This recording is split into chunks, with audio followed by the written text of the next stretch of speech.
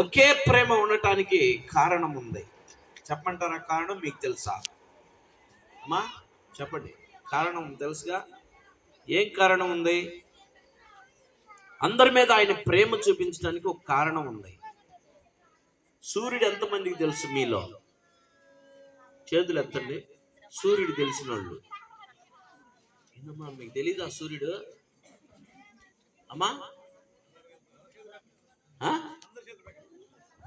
సూర్యుడు ఎవరికి తెలీదా మీకు?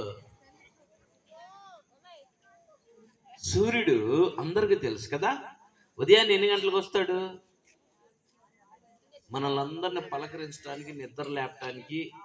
ఇక తమ్ముళ్ళు ఎవరు డాబా మీద పనుకున్నారు, వాళ్ళకి ముందు, మనందరికంటే ముందు వాళ్ళని లేపుతాడు. అవునా? చర చర చర చర కాలిద్ది. సూర్యుడు అందరి మీద ప్రకాశిస్తూ ఉన్నాడు. అవునా కదా? అవునా కదా?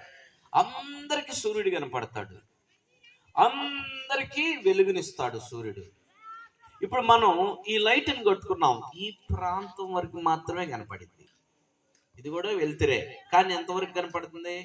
ఈ ప్రాంతం వరకే. అవతల కొంచెం దూరం పోతే కనపడట్లా, చీకటిగానే ఉంది. ఇలా చూసుకుంటూ పోతే దేవుడు సూర్యుడిని మాటతో కలుగు చేశాడు. ఎవరి కోసం? మన కోసమే. మనం వెలుగులో ఉండాలని కదా, చీకట్లో ఉండకూడదు, వెలుగులో ఉండాలని మనకి దేవుడు మాటతో కలుగు చేశాడు సూర్యుడిని. మనం వెలుగులో, ప్రతిరోజు వెలుగులో మన పనులు చేసుకుంటున్నాం కదా. చీకట్లో ఎవరైనా చేస్తారు పనులు? ఇంట్లో కూడా చేయలేం. అవునా కదా? కరెంట్ పోతే, ఇప్పుడు దేవుడు మహాకృపను బట్టి కరెంట్ ఉంది కాబట్టి కరెంట్ పోతే ఎక్కడో అక్కడే సతికిలు పడతారు. ఇప్పుడు మనమైనా అంతే. అవునా కదా? చీకట్లో అయితే ఏమి చేయలేం. వెలుతురుని మనకి ఎందుకు ఇచ్చాడంటే, వెలుతురు ఉన్నప్పుడు మనం చేయాల్సిన పనులు మనం చేసుకొని మన ఆహారం మనం సంపాదించుకుంటానికి దేవుడు మనకి వెలుతురుని ఇచ్చాడు కదా.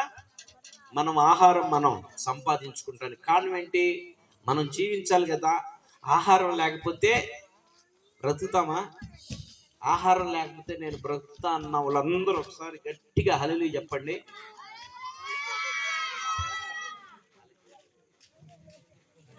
వాళ్ళకి తెలియలేదు. అవునా? ఆహారం లేకుండా బ్రతికే వాళ్ళు ఉన్నారా?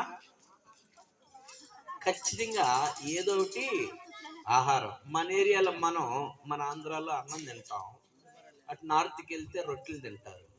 వాళ్ళు తినాల్సింది ఏదో ఒకటి. మనం అన్నం లేదే ఏమీ పోదు మనకి. ఎన్ని రొట్టెలు పెట్టినా మళ్ళీ అన్నం అడుగుతాం.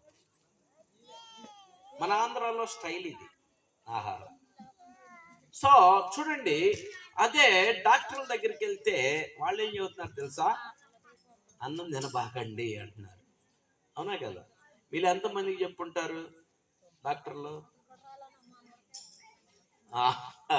Very good. అది ఆ బలహీనత ఉన్న వాళ్ళు, షుగర్ బలహీనత ఉన్న వాళ్ళందరికీ చెప్పే మాట అదే, మీరు అన్నం తినొద్దు. మరేం తినాలా? రొట్టెలు తినమంటున్నారు. ఈ రొట్టెలు ఎక్కడ తినేది? అటు సైడ్, నార్త్ సైడ్. సో చూడండి, రూపురేఖలు